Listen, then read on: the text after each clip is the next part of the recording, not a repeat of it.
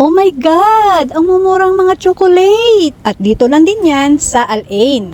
Hello mga kabishi moms! Kamusta ang lahat? Blessed everyone! Welcome back to another day of a full-time mom OFW. I'm Mami Jean and you're watching Lucky and Blessed Vlog Memories. For today's video mga mamshi, samahan nyo ako at ipapakita ko sa inyo ang natuklasan naming bilihan ng mga mumurang chocolate. Yes po, ang mumura lang ng mga bilihin dito at hindi lang mga tsokolate ang mga paninda nila dito. Oops! Wait lang, disclaimer lang po, hindi po kami endorser or sponsor ng shop po na ito. Gusto lang po namin i-share ang nakita naming bilihan ng mga tsokolate at ibang items na mumurahing presyo.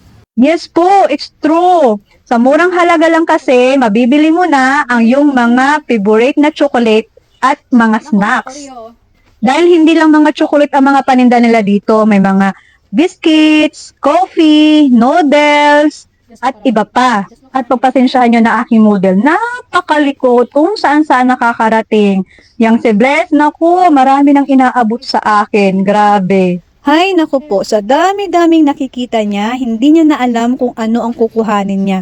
Dahil kahit man din ako, gusto ko lahat na nakikita ko ng mga favorite chocolates ko, ilalagay ko sa basket ko. Dahil sa marami kang pagpipilian at ang mumura pa ng mga presyo, naku po. Ayan, nakikita nyo ba mga mamshi? Yung mga cookies, biscuit, marami ka talagang pagpipilian dahil iba-iba yung mga klase ng mga biscuit at cookies at iba-ibang mga brand.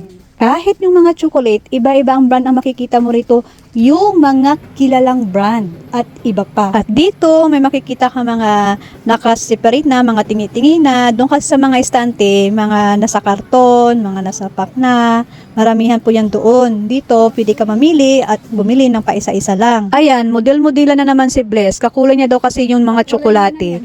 Alam nyo ba, sa mall, last time nakabili kami nito, ang ganyang chocolate is nasa around 70 dirhams. Pero dito, kalahati lang yung presyo. Ayan, mga ramen noodles. Sino mga panatik na mga ramen dyan? At dito sa section na to, dito mo naman makikita yung mga candy. Ang daming candy. Nako, kung nakita ko lang ito before nung graduation ni Lucky at Bless, nako, malamang sa malamang, gagawa na lang ako ng candies bouquet.